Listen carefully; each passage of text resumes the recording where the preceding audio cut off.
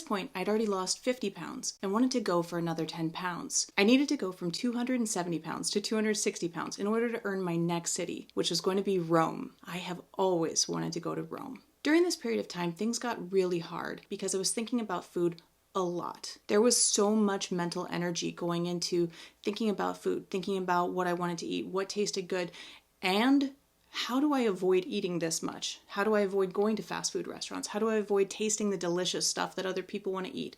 How do I just avoid? Trying to stay on a straight and narrow path with dieting got really hard at this phase because my obsessions were getting really high. Basically, as soon as I got out of work, my mind would start going, you know what sounds really good tonight? Tacos. Tacos sound really good tonight. Tacos. Tacos are so good.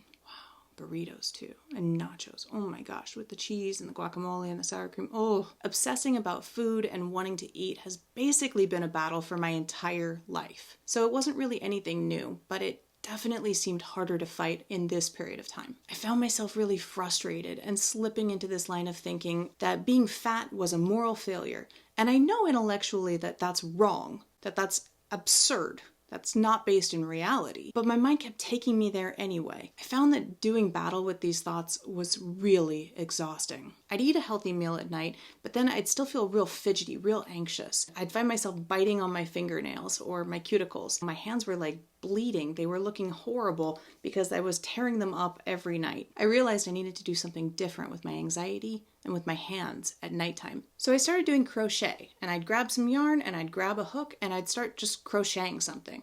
And they weren't good. They weren't high quality products. It's not like you're going to see these on Etsy. During that period of time, I made socks, hats, sweaters, fingerless gloves, anything I could to be able to make my hands stay busy. On May 8th, I got down to 260 and made my 10-pound goal after running 108 miles. I had earned Rome. And when I come back from that trip, I'm going to share the photos with you here. See you soon.